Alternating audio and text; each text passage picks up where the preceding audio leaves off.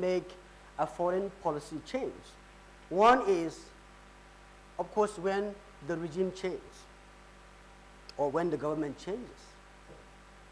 The second one is when the government wants to change the existing policies to a different policy.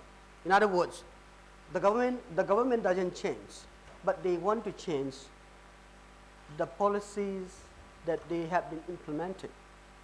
So that is why before I get started with the Look East policy or Act East policy, that's what India did, the second one.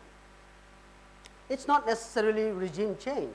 Regime change by me, I mean from non-democracy to democracy, for example. So I was born in Burma, so I know pretty much more about Burma than any other country. So in Burma, under the military junta, the policy that they pursued was different from what the democratic government is pursuing now. So Indian government, this Look East policy, previously it was called, started officially in the 1990s, early 1990s. Let's say 1991 when Prime Minister Narasimha Rao came to power. It was the Congress government. Then largely or basically the idea behind why Look East policy was started is because of economic reason, largely. Initially, let's put it that way. But gradually, from economy to, it changed also to strategic and security interests as well. So, to make it short, the policy, the Look East policy changed to Act East policy when Narendra Modi government came to power. In fact, the official announcement came in November 2014 when the Prime Minister of India was visiting Myanmar as part of ASEAN-Indian Relations Conference. And he officially announced, or let's say declared, that it would no longer be Look East policy and it would be Act East policy. So then what is the difference? Basically, there is no fundamental changes. Basically, they are the same thing. But the change or the difference is that India under Narendra Modi government is making it more things proactive, doing things in a more active way, in other words. So what are these driving forces, or what are the reasons behind this? So first I would like to discuss the relations between India, of course East Asia, or Asia as Pacific, but largely I would like to focus on China. Then we'll come to India and Southeast Asia, or let's say ASEAN countries. So as you know, India had war with China. Then if you look at very closely, I'm glad that today there is no politician. Of course, you diplomats, some people might call politician, but I don't think you're not exactly a politician, because you have to just obey what comes from the authority, from the higher up. But as a political scientist, what interesting is that we are free to say what we want. People who know about the education system in America, there is what they call tenure track system. That meaning is once a professor becomes a tenure track professor, he can no longer be fired, and he is no under obligation to say something that the government likes or dislikes. He has the academic freedom to do that. And when I first joined here, I was told by the advisor to the Vice Chancellor, Professor Sani, that you are already a tenured professor here in this university. Means that we are free to give, say, express, and do research, and tell what we think is right. Some of the ambassadors that I talked to, they said, of course, we were obligated to say what our superiors told us to do, but now we are free because after they retire. What I'm trying to say here is that the Indian diplomacy or the Indian Look-East policy is primarily driven by three factors. One is economy factor, second is security, which is the related one is strategic. And now coming back to the China question. China and India had war in history, but not only that, India is very much, I would say, some Indian diplomats that I talked to did not admit this, but let me be frank here. They said, no, our Act-East policy or Look-East policy has nothing to do with China. Some of them said, well, they were in office.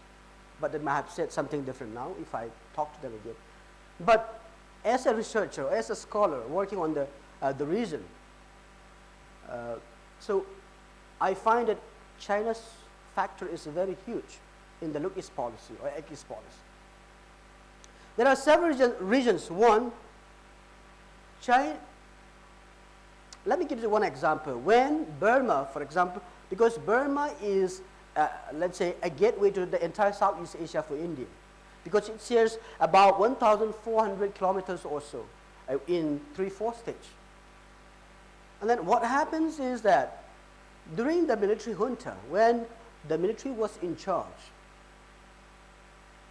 India being the largest democracy in the world in terms of population, it was obligated, it felt obligated to speak out on behalf of these people who are oppressed, or people who are tortured, or people who are deprived of denial of human rights.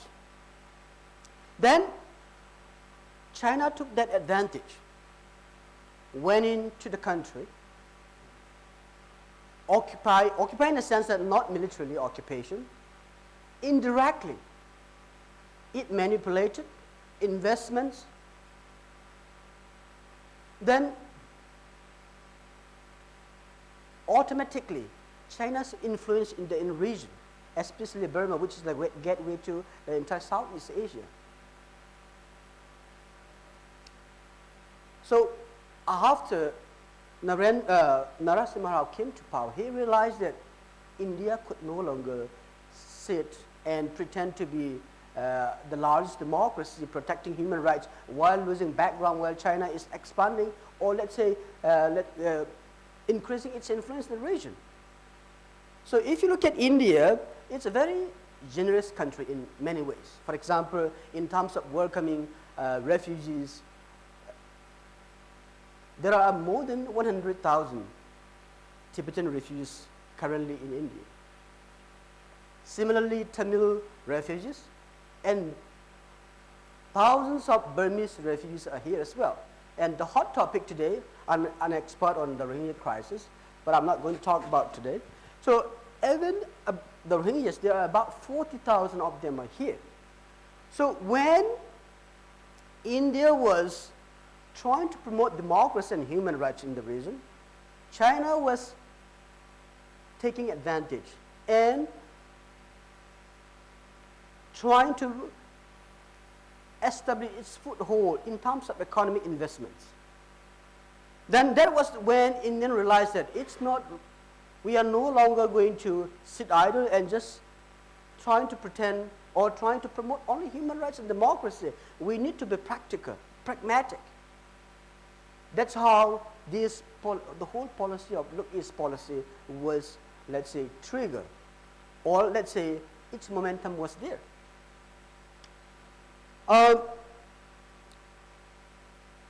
That's one thing. For example, in 1988-89, when hundreds of refugees from Burma and from other parts of that area came into India, then the Indian government was generous in giving them hands and then allowing them to settle, and at the same time open offices to work for the promotion of democracy there.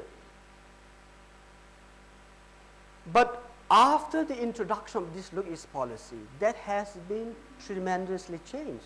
And there has been a lot of criticism from the Western nations, especially America and UK, they criticize a lot in India. Because India being the largest democracy, why should it just worry about China's influence? It must speak out on behalf of people who have no human rights or people who are suffering under the repressive regimes. But what India said was, we have been doing that for quite some time and we are losing ground in the region. So it is time that, whether it was directly or indirectly, that was what driven or what forced the Indian government to do it. That's one aspect. The second aspect, if you look at, I just came back from a trip to Philippines, Singapore, and Indonesia. And there is also what we call the South China Sea issue, which involves 4 members in Southeast Asia as active claimants in the South China Sea. And I think most of you know all the leaders of Southeast Asia, ASEAN countries, came to India during the Republic Day. The Indian Prime Minister invited them. I was in Indonesia at the time, but Indian East policy doesn't only serve the interests of India, but it also serves the interests of the neighboring countries. Why is it so? The reason is that I talked to many diplomats and academics and policymakers in different countries in the region. What they told me was, we are expecting India to do more today, to play a vital role, a more important role in the region. It is not necessarily that they are happy with what China is doing. Of course, China has a lot of money, and it is investing a lot of money in infrastructure development and several other projects in all this Southeast Asia.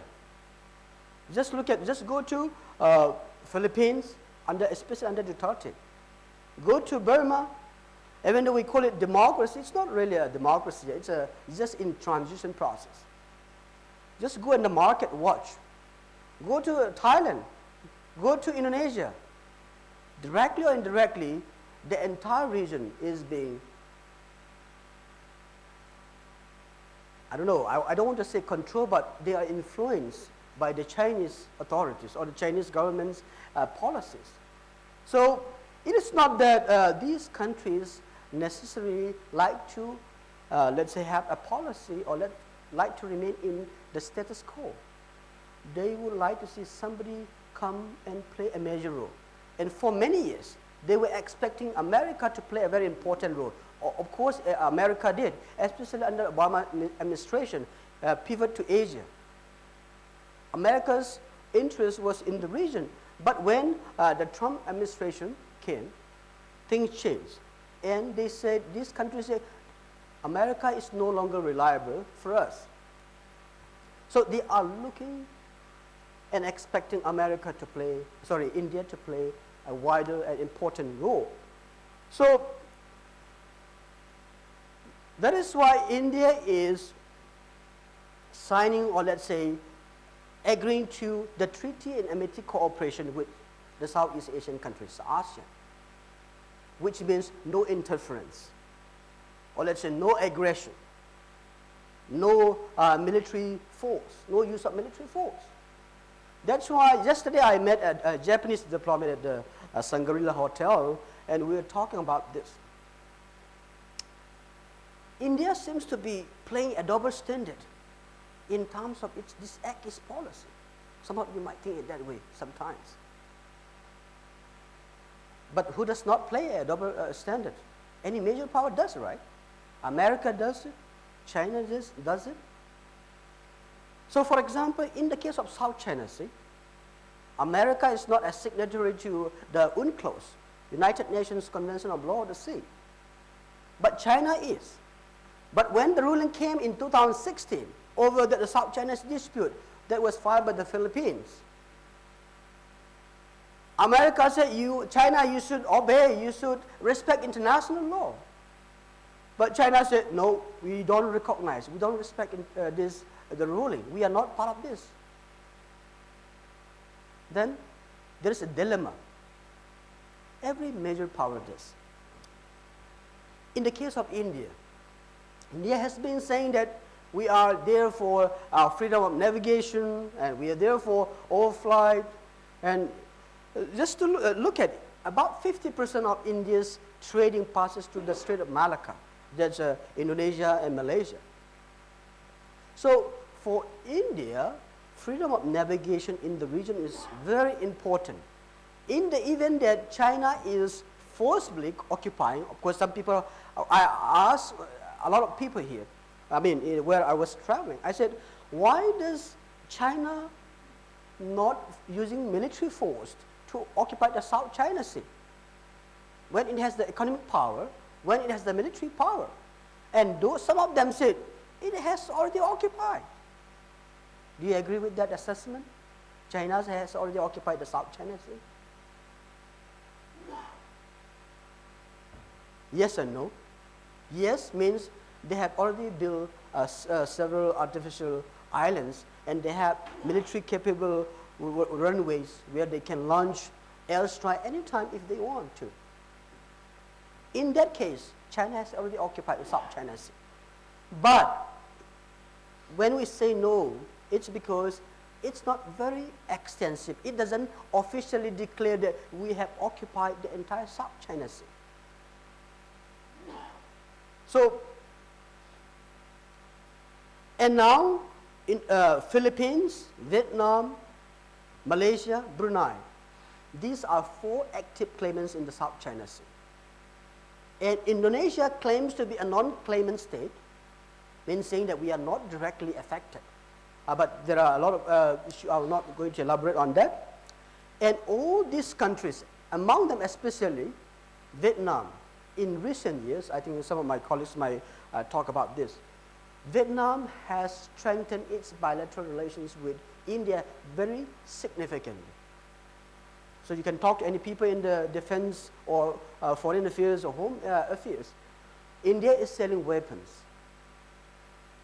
Not just economic, mostly it's the point or the angle is economic perspective. But Vietnam is taking that as, what is that? A play or a situation or a point where they could at least deter China to forcibly occupy the entire South China Sea. So that's what I'm saying. India look its policy or act its policy since 2014 is not just India's change of, let's say, priorities. It's also something, a quid pro quo thing. The Southeast Asian countries, or let's say those ASEAN countries, there are 10 countries in Southeast Asia, 11 countries in Southeast Asia, 10 of them are members of ASEAN, Association of Southeast Asian Nations, that all of them would like to see, even though they want Chinese money, they would like to put a red line, a danger line where they don't want to cross. Meaning, in other words, they don't want to be seen as surrendering their sovereignty claims in the South China Sea. In that regard, they're expecting major powers in the region. One among them is India. Of course, another one is Australia, and another one is Japan, to come and stand there so that they can say, we have partners in the region. China cannot bully us. That's what these ASEAN countries or Southeast Asian countries are expecting India's participation. In that regard, India its policy serves the purpose very well. How much time do I have, Rahul? Okay, how many minutes? Okay, because I was told that you have to hurry up because of some time constraint. I mean, I would definitely be happy to talk more about, I'm an expert on the area, and I'm also Executive Director of the Center for Southeast Asian Studies. I do write a lot as well, research a lot about this. So, economy, and let's come to the Northeast India now. I think I have a few more minutes. Let's come to Northeast India. Anybody have been to the Northeast India? There are 7 sister states. Okay, nobody. So if you travel to that part of the world, you would find people like me. or they say that when they come to New Delhi or some metropolitan parts of India, they will say, are you a Nepali or are you a Chinese? Because many of them, I'm not saying educated people, some like rickshaw pullers, people who have never go outside of the city, they think that these people are either from China or from Nepal, because there are many Nepalese in the soldiers, or people as housemates or things like that. And of course, a lot of people also think that we are Chinese. I'm glad that they called me that way. But when I go to America, they thought I'm a Filipino. When I come to India, they think that I'm a Chinese. But I'm neither of them. So there is a state called Sikkim and Arunachal Pradesh. Arunachal Pradesh is a state which is indirectly claimed by China until today. Of course, it's within Indian map. I don't know, tourists might know this one. Does China has Arunachal Pradesh in their map? Oh, okay, maybe. But there are disputes, not just in Arunachal, but as well as in Sikkim. So what happens is that they want to take away that, if possible. And India knows that quite well. That's one thing. The other thing is, if you travel to Manipur, where my wife is from, and if you go to Nagaland, there's another one, and if you go to Mizoram, there are three, let's say, insurgency-affected states. So these states have, let's say, I would say about maybe 30, 40 armed insurgent groups operating in the region. And many of these armed groups are taking their support, or they're having their bases inside Myanmar or in Bangladesh. So for India, it's security and strategic perspective as well. So in order for Indian government to effectively tackle this insurgency problem in Northeast India, so if you follow the news, you might have seen that there were some instances where insurgents came in from the other side of the border and attacked Indian army, then they went back. And there was also a news report, this is controversial, but Indian army went surgical strike and killed so and so, but I don't know whether that's true or not true. But at least there are illegal trafficking, drug trafficking, as well as arms smuggling in that area, in that border regions. So China, a lot of people in Indian leadership or Indian establishment believes that for us or for India to have a successful diplomacy or against policy, we need to tackle all these insurgency-related problems. So for that, it is important for the Indian government to have a good ties with Burma, for example, because it's the gateway to the entire Southeast Asia. Without the cooperation and support from the Burmese government, they are not going to be able to secure their border in the regions. And there is also some from Assam, some Northeast insurgents are also operating in Bangladesh. So not just the illegal arms trade, but also they brought in some drugs, illegal drugs, or human trafficking as well. So that's why for India, it's not just about economy. Of course, India needs economy, market to sell its products, and it needs investment in these countries, unexploited countries. But that's not, economy is the first one, but it's not only economy, it's also, in their exit policy is also about security and strategy.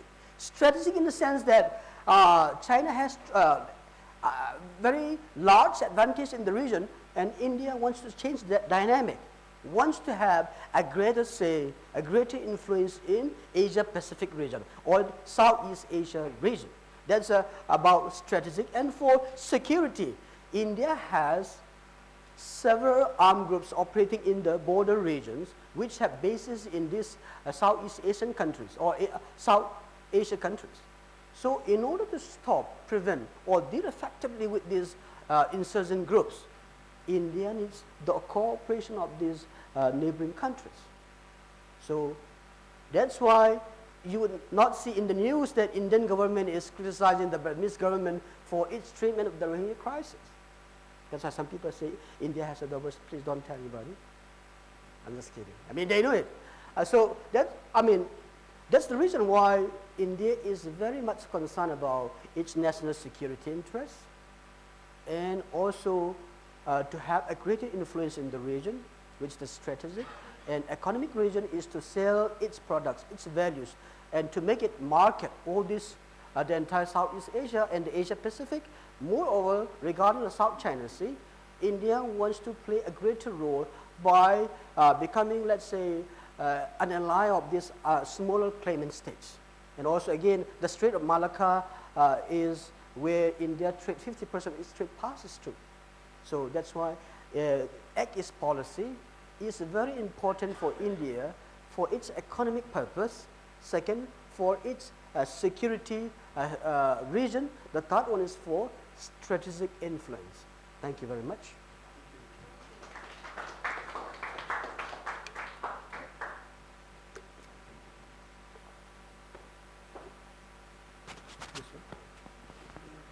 Rahul?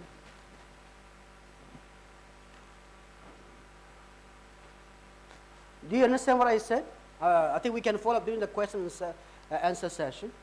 I mean, unfortunately, we can speak, professors, we can speak up to 3, 4, 5 hours without, break, but since we have a very limited time, I'm just trying to squeeze it whatever I could possibly do within that allotted time. At the outset, I'd like to welcome you all again, and thank you for giving me this opportunity to present my views on a topic which is rather complex. I mean, that's an understatement, and many PhDs have been done on this, and they're still struggling to find any solution. But I think the first thing I'm going to do is that I'll try to just give a brief overview of the present situation, and then we'll try to see some of the important phases over the past 25 to 30 years in the India-Pakistan relationship. And in addition to the problems, I'll also try to, there are very few of them, but there are some positives in the relationship which I will try to underscore during the course of my talk. So, what do we see since 2014, May 2014? Prime Minister Modi started off very well, and at his swearing in, leaders of all South Asian nations, including the Pakistan Prime Minister, was present. And I may mention that the presence of the Pakistan Prime Minister at Mr. Modi's inauguration was not taken to very well by some of the hardliners in Pakistan, and he had to take on the establishment when he came here. And then within a couple of months, about 2-3 months later, we see that talks between both countries were cancelled because because of the Hurriyat was the sticking point at that point of time. After that, domestically, Nawaz Sharif continuously was weakened for a number of reasons. One was the protests by Tahir Qadri along with Imran Khan in the mid 2014 and 2014. And since then, as you see, there have been these corruption cases. He's faced numerous problems domestically, and then of course he was removed. He had to resign in July 2017. And if you look at it from the Indian point of view, obviously there have been a series of terror attacks. The Prime Minister has tried to engage with Pakistan. First, he met Prime Minister Nawaz Sharif in November 2015 in Paris. He made a surprise stopover then to Lahore in December 2015, and something which was unthinkable during especially BJP government, an ISI delegation from Pakistan, a delegation was allowed, after the terror attacks in Pathankot, and that was absolutely unthinkable, not ISI, but one of the security agencies from there. And Prime Minister Modi faced a lot of flack also for that decision. Now, so what we've seen is continuously, apart from everything else, if you look at the history of the past 70 years, tensions have been part of it. Whether there have been some phases which have given hope, but tensions or conflict between India and Pakistan are nothing new. You need, basically, it is the best we can reach, in India, Pakistan is at least having a stage of manageable conflict or manageable tensions. Even at this point of time, even a manageable relationship seems a far cry, given the level of, the way on both sides. I mean, first of all, there's very little space to engage, given the level of even discourse on both sides. So if you see the narrative, even outside the governments, at this point of time, there's not much space to engage. But what can be done? I mean, what are the areas of hope? I think if you look at broadly, if you look at the last 20 years, I mean, if you begin with 1997, whatever it is, there was, from 1997, you had this composite dialogue and you've had continuous engagement. You did, for example, have breaks. So, for instance, former Prime Minister Vajpayee was in Lahore in February 1999, and after that you had the Kargil conflict. But he didn't take very long to, engage General Musharraf, who was actually one of the architects of Kargil. Then again, between 2001 and 2003, there were tensions, but it was India which decided to start a sort of ceasefire, and there was a thaw. During Prime Minister Manmohan Singh's time also, there were continuous efforts which were reciprocated to some extent by General Pervez Musharraf. And even when you had a transition towards democracy, I think one of the major developments which took place in Pakistan was, Asif Ali Zardari as well. He pitched very hard for peace. In fact, he was amongst Pakistan's probably first leaders to have made remarks about dehyphenating, or at least to some extent, looking at other issues and putting Kashmir on the sidelines. That was a rather bold move on his part. No Pakistani leader had done that earlier. And since we are looking at the India-Pakistan relationship and not just the Indian perspective, we might also need to see that there is a mindset change in Pakistani Punjab. This may not show right now, but what you clearly see over there in the last since Nawaz Sharif's removal in 1999 and the strengthening of the PMLN, Punjab, which traditionally supported, which was very supportive of the army, has now begun to gradually move away towards supporting civilian forces. Now, domestically, those civilian forces may make noises which are very uncomfortable, because PMLN, for example, which is Nawaz Sharif's party, does have a very strident stand on Kashmir. But I think the positive is that at least, the sort of stranglehold which the army had over Punjab has reduced with the strengthening of Nawaz Sharif and his very firm stand against the army. In the lawyers' movement in 2007, also the PMLN firmly was with the lawyers. And I think if in the 2018 election of June, if the PMLN can emerge victorious, I think I would not say that means that all issues between India and Pakistan will be resolved. But that will again show, that will be a silent indicator of the fact of a sort of mindset change which is taking place, at least in important sections of Pakistan, that, India is not the enemy number one, and the discourse which is right now at this point of time, the civilian, after the removal of Nawaz Sharif, obviously the army has a very clear stranglehold, but if Nawaz Sharif can win convincingly against the PTI, which clearly has the backing of the army, and if he can marginalize other extremist forces, I think that would be a big opportunity for India. And saying that, to be fair, I think the Indian establishment also realizes, whatever we may see on TV shows is one thing, if you look at all the debates, but that is one of the important reasons that even when tensions have risen, back-channel communication at the level of national security advisors, when it was unthinkable, has been taking place. But the real challenge now for the leaderships on both sides, I think, is to get at least, obviously not at the highest level, but to explore areas where you can sit across the table and, develop a sort of parallel narrative. Now that's going to take very long, but we have had phases of that. You had phases between 2004 and 2007, for instance, where people-to-people contact rose. where even the level of bilateral trade rose. Then you had the phase between 2011 and 2013, where a number of economic activities took place. India also upgraded their infrastructure on their side of the border. If you look at Atari, what is called Atari, India invested in an integrated check post, and for a while, the trade relationship did pick up. So I think if this, there is no real advantage of not engaging at any level. So if you keep these sorts of channels open, say in the economic sphere or what, I think that is advantageous, and that is one thing which both sides will have to come up with.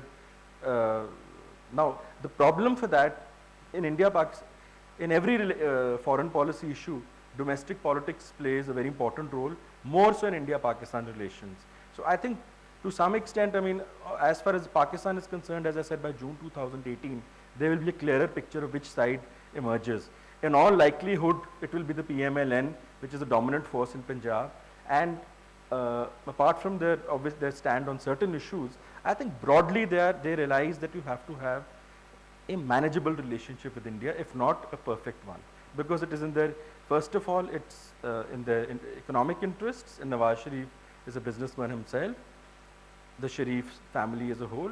And secondly, I think it is it is the PMLN bracket Sharif's way of sort of telling the army that they are basically the bosses and they run the country. So that is on that end. Now a lot will also depend upon how things pan out in India over the next election. And I'm sure that the Prime Minister, who has been very pragmatic on many other foreign policy issues, realizes that you cannot totally shut the doors on Pakistan. So that, and beyond that, if you look at it, I think as far as India's opportunities are concerned, in terms of, look at, for example, countering the Pakistani propaganda, and also as far as curbing terrorism is concerned, apart from the US, India will have to tap countries in the GCC. So for example, Saudi Arabia in the past has helped in the extradition of militants. So, and in fact, one of the handlers of the 26/11 attacks, Abu Jindal also, it was the Saudis with US pressure who helped. And the other thing is also that ultimately, if, while again in the short run this seems impossible, but once these terror groups begin to hit China, China has already realized that is why they're engaging with the Baluchis, for instance. If China wants to have a meaningful relationship with India, India will have to send a tougher message to China as well, that you have to put pressure on Pakistan. Because if you look at it from a very practical point of view, gradually the US leverage over Pakistan will reduce.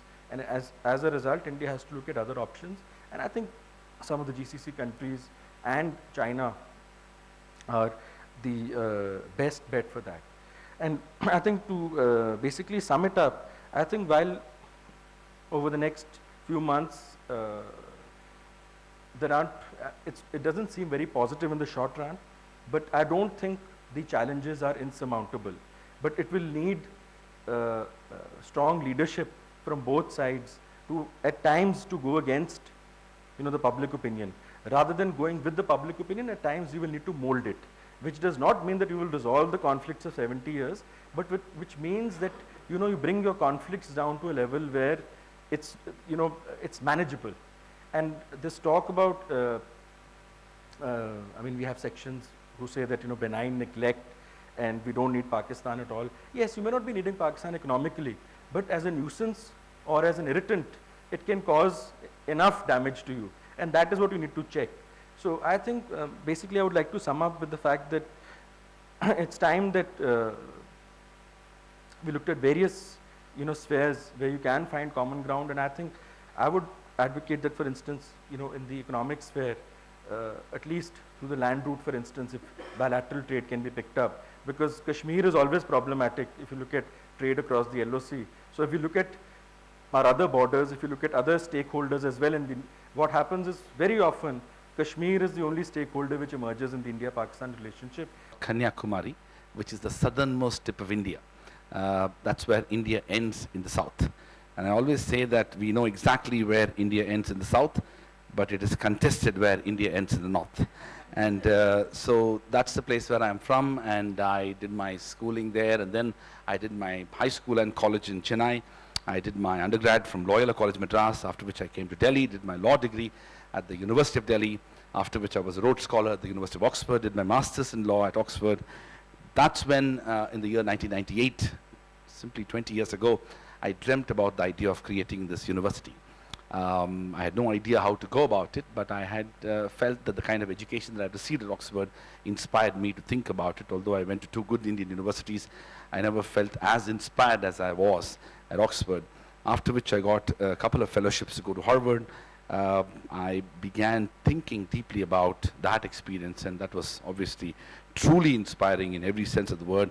In a way, it was transformative for me personally, but also I understood the importance of higher education and the emphasis on how higher education connects to institution building and nation building. And so this was the year 99 and 2000, and I was at Harvard, and I was thinking about wanting to do something in India, but I wasn't sure how to go about it. I graduated from Harvard in the year 2000. Then I worked in New York at a corporate law firm, but this was sort of an obsession. It began as an idea, and then I began to think more deeply about it, quit my job in New York after a year, and then joined the New York University as a visiting fellow. To cut the story short, the more I engaged with American universities, I felt that building a university, a world-class university in India with strong emphasis on research and knowledge creation and publications, and building global relationships with institutions and universities was part of the vision that I was thinking about. After which I got a job opportunity in Japan. I moved to Tokyo from New York, and that was a fascinating experience. Japan had a very strong higher education system. The historical evolution of Japanese universities drew upon the Humboldtian model of German universities, but also very strong emphasis on science, engineering, and technology. I looked at 3 universities in Japan very carefully: the University of Tokyo, the Waseda University, as well as the Keio University. All 3 are truly world-class institutions. I was convinced about the fact that there was so much emphasis on research and publications in all these 3 institutions. And unlike the historical evolution of research in India, where scientific research was located outside the university system in the form of independent institutions such as the Indian Space Research Organization, the CSIR, and many other premier institutions, Japanese institutions were focusing research within the university context. And I was happy to see great universities in Japan, close in Asia itself. In 2002, I got a job in Hong Kong. I moved from Tokyo to Hong Kong. That's where it all happened. I spent 6 years of my academic life there, and I was fascinated by what was happening in Hong Kong, but also what was happening in China. I looked at the universities. Hong Kong is a small city in Asia. 9 universities, 4 of them are top 100 in the world. The rest 5 are the top 200. It pretty much had unlimited resources. Hong Kong pays the highest salaries to faculty, and it has the lowest tax base in the world. It pretty much could attract anybody from anywhere in the world. That's when I wrote a paper entitled Establishing India's First Global University. I was traveling around the world looking at universities in North America, Canada, Western Europe, but also Australia, and of course Singapore, Hong Kong, South Korea, Taipei, and mainland China. The more I traveled to China, I was deeply inspired by what I was seeing in China. The dramatic transformation of Chinese universities. China, of course, lost several decades in the Cultural Revolution, but post that development, I think Chinese universities took upon themselves the need for fundamental transformation of the higher education system. And that was, of course, now results are already visible. I wrote a paper entitled this Establishing India's First Global University, and as late as 2006, I got to meet with Mr. Jindal on the sidelines of an international conference in New Delhi, and spent the next 1 year persuading Mr. Naveen Jindal to do 3 things. First, to make a substantial financial contribution. Second, to do it in a not-for-profit manner. And third, to let me have the academic freedom and autonomy and independence to build a world-class university in India. By late 2007, Mr. Jindal agreed to all of that, and he invited me to move to India, and by early 2008, I moved to India to take up the appointment as the head of the initiative. January to April 2008, I was understanding India myself. not very different from the foreign diplomats here, because India, as you know, is a complex country. And by April 2000, I was returning to India after 10 years of studying and living abroad, and very quickly I realized what an impossible country this is. Systems are so beautifully designed to ensure that nobody can really do anything. A relatively mediocre practice of corruption and nepotism and inefficiency had been elevated into a full-fledged science where nobody actually can do anything at all. But then I had already traveled a long distance in the journey, and I decided to quit my job in Hong Kong, and by April 2008 I took over as the head of the initiative and began the process of institution building. Mr. Jindal was extraordinarily generous. He kept up his promises, and so we began the process of land acquisition, formulation of curriculum, course structure, program development, faculty recruitment, student admissions process, hiring of architects, construction engineers, contractors, and of course persuading the government of Haryana to set up the first private university in the state of Haryana. Hitherto there was no private university in the state of Haryana. And again, to cut the story short, as late as 27th January 2009, the government of Haryana passed the legislation establishing the first private university, and soon after I was appointed the first vice chancellor of the university. That was a very defining moment for us when we began the journey of institution building, and since then, in February 2009, we began the process of construction of campus, recruitment of faculty, and admission of students. In a span of less than 6 months, we built over 100,000 square feet of built-up space, the fastest construction project ever undertaken in the history of post-independent India, with India's largest construction company, Larsen & Toubro, working 24/7 from February 2009 to September 2009. During the same time, we recruited faculty, admitted students, and as promised to Mr. Jindal, on 30th September 2009, we began the first academic session of the first school of the university, Jindal Global Law School, with only 100 students and 10 faculty members. We never looked back since then. In 2010, we started the Jindal Global Business School. In 2011, the Jindal School of International Affairs. In 2012, the Jindal School of Government and Public Policy. In 2013, the Jindal School of Liberal Arts and Humanities. In 2016, the Jindal School of Journalism and Communication. And last year, we set up 2 new schools, which will begin its academic session this year, the Jindal School of Art and Architecture and the Jindal School of Banking and Finance. We are 8 years old. This is a relatively a new university.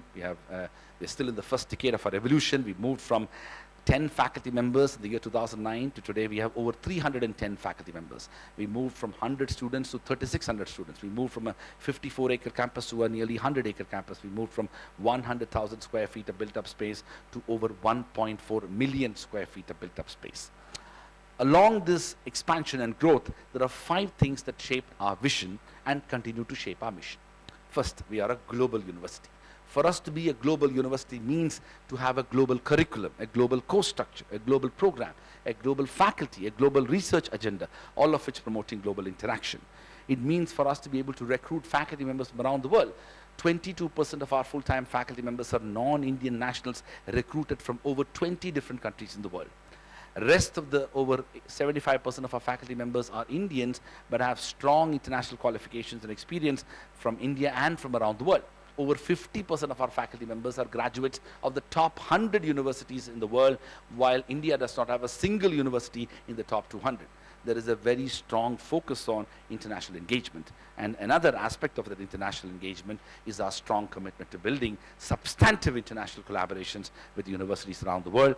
In the last 8 years, we have built over 202 partnerships and institutions in institutions around the world in 52 different countries, which have culminated in 10 different forms of partnerships, which include faculty exchanges, student exchanges, joint teaching, joint research, joint conferences, joint publications, dual degree programs, summer schools and winter schools, study abroad programs, and joint executive education programs, as well as inward mobility of what we call India immersion programs for international students. The second aspect of our university is our strong commitment to research and knowledge creation. It has been time and again lamented that not a single Indian university is one of the top 200 in the world, while universities around the world, including in Asia, Singapore, Hong Kong, South Korea, Taipei, Japan, as well as mainland China, has seen a significant increase in the number of universities in the top 200. In fact, just China a decade ago did not have a single university in the top 200, and couple of years ago, 3 Chinese universities emerged in the top 200, and this year there are 7 universities which are in the top 200. And so there has been a significant, rapid rise of Chinese universities besides other countries as well. So research is a very central aspect of our university. We have over 52 research centers and 3 research and capacity building institutes.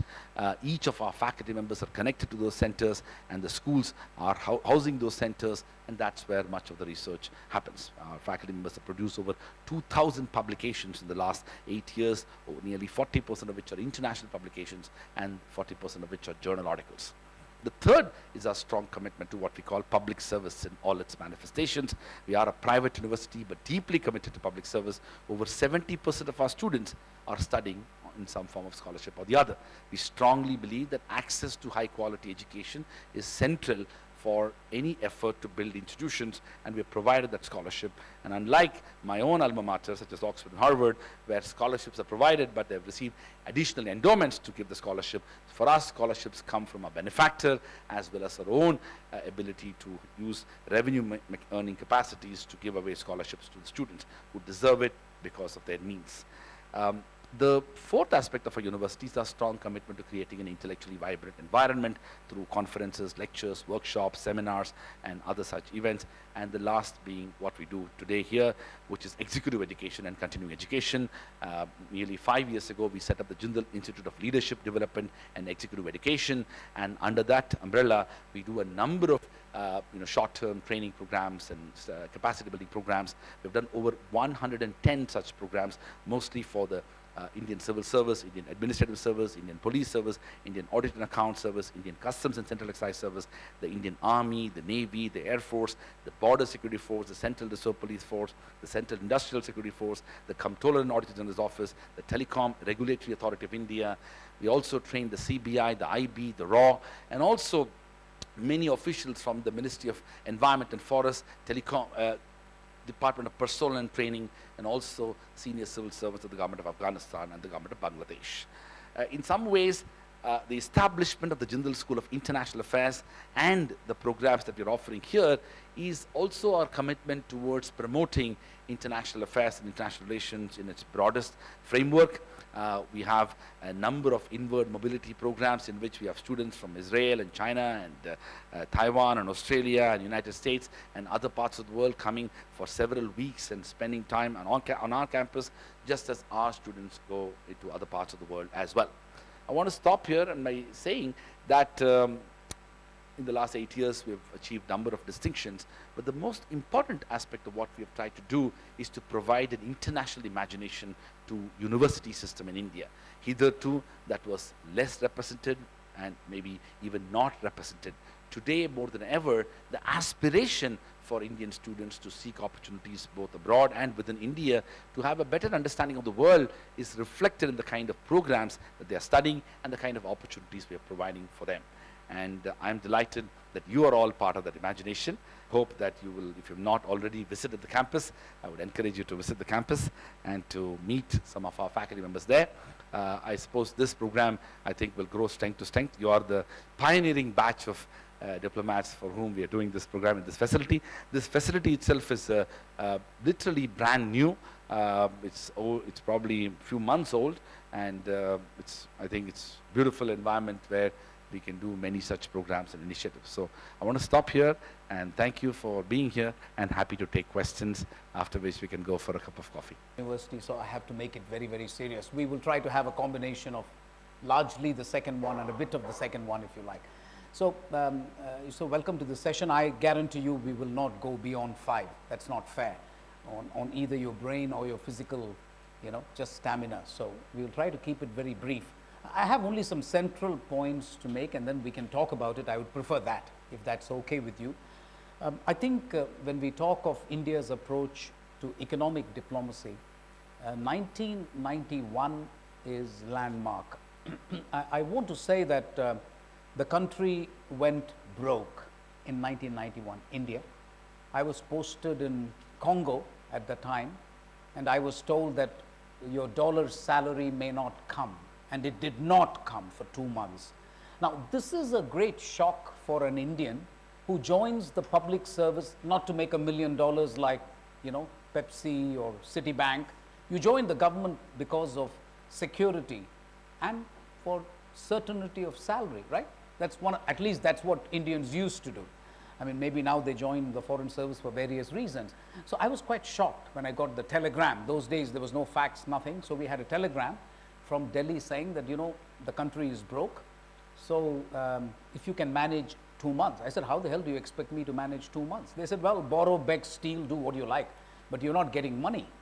So I want to underline this because I always tell my younger colleagues who have joined the foreign service now that frankly, it is much better to be an Indian diplomat now because in my time in 1981 when I joined it, you had to shout to be heard, which is probably why my voice is loud as well, you know.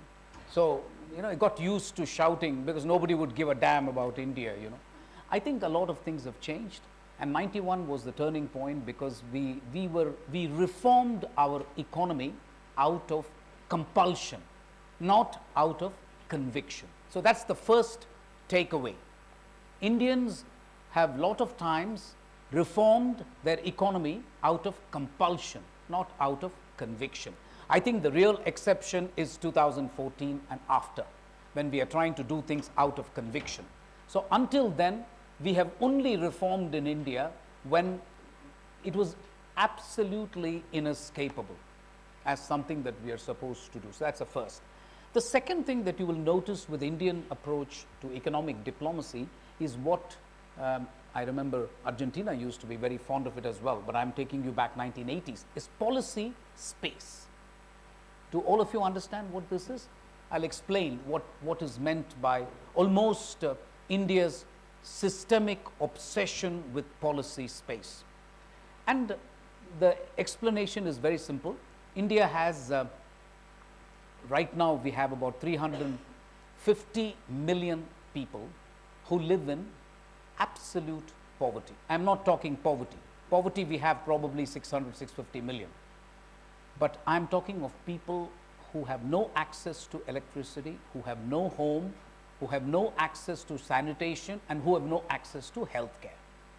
Kofi Annan, in his report on Sustainable Development Goals, in his foreword, says he thinks, and it's arguable, but I think he thinks there are only 2 regions in the world which have this kind of poverty. One is Sub-Saharan Africa, the other, he was being diplomatic, he said South Asia, but really when he says South Asia it means India because the other countries are so small that they don't count for much. So this is a fact in India.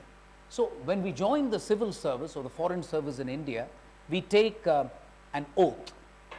Have you heard of the Hippocratic Oath for doctors? Yeah, everybody has heard of it. So the minimum obligation in the Hippocratic Oath is do no harm to the patient. You may or may not be able to save the patient, but as a doctor, at least don't do any harm. We call it the Mahatma Gandhi Oath. It is not formal, it's informal, the oath. What we say is, do whatever you like when you are given positions of power and you decide the fate of the country as civil servants, diplomats, but at least don't make the fate of these 350 million people worse than it is. It's hard to imagine a worse fate anyway, but it can be done sometimes. If you open up the economy too rapidly, we think Latin America did that at some point of time. You opened up your economy too much, your disparities widen. And countries can take it in Latin America, in India they cannot, because the country is big and the numbers involved are huge. So that is the reason why we always say we need policy space. The policy space essentially means that the government of India should have enough freedom to act to protect these 350 million people. It doesn't matter if the interests of the other 750 million people are adversely affected, but at least you should not hurt the interests of these 350. This is an informal oath, and I'm not saying all civil servants follow it. We have our own problems of corruption and so on. That is well known to you. But I'm saying this is at least the idealism when we join the service and we are trained. So that's the second one. The third thing I'd like to say about our approach to economic diplomacy is that we have this obsession or attachment to small, medium scale industries or cottage industries. That is a huge issue in India because it is not the organized sector, it is the unorganized sector, and it provides a lot of employment. We need to protect this unorganized sector. So if you take textiles and clothing, I mean, I'll talk later about it. India was in the forefront of saying in the WTO that we should eliminate all quotas on textiles and clothing. There was a quota system, as you know, in textiles and clothing, and no country in the world wanted it except India, supported by Pakistan. No other country said textile trade should be completely free. We were the only ones who wanted it, and we achieved it in the WTO. After achieving it, we found that it is now becoming difficult. We are now competing not with China, but we are competing actually with Vietnam, Bangladesh, and Cambodia for textiles and clothing. So, rules of multilateral negotiations, since I've done a lot of that. First rule in multilateral negotiations, be careful what you wish for. It might be granted. That's what happened to India. We desperately wanted textiles, quotas to disappear. And an American diplomat, young, she came up to me and she said, you know, I'm not sure you will still be in a better position. You're probably handing China an advantage. And China was not even a member of the WTO at the time. She was spot on. I wrote to her many years later saying that you are absolutely right. So India was actually taking China's case to the WTO by asking for elimination of quotas. So that's the first. The second thing in multilateral negotiations, if you find yourself in a hole, don't dig, because you'll go deeper.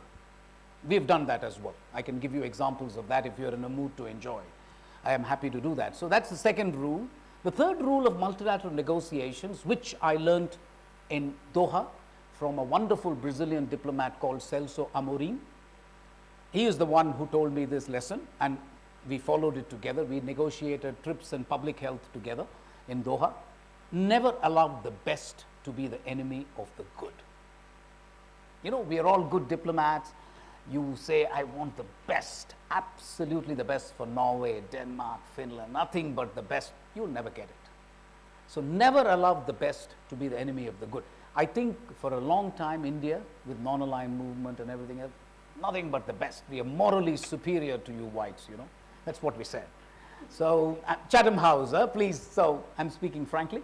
At this hour, if I don't speak like this, you probably will just nod off. You won't even listen to me. So I have that interest as well. So I think these are fundamentals in multilateral negotiations that one had to really learn the hard way. And you learn it in a place like WTO. You may or may not learn it in the UN, where there is a fair amount of blah blah. I'm sorry to say this, but you know, in the WTO, there is no time for blah blah. You talk for more than 5 minutes, I will go out, insult you, have a cup of coffee, and come back. That's what they do in WTO. You speak for more than 5 minutes, the audience is walking out in your face. You can be a minister, you can be whoever you want. Nobody gives a damn. So I think there is that element of it.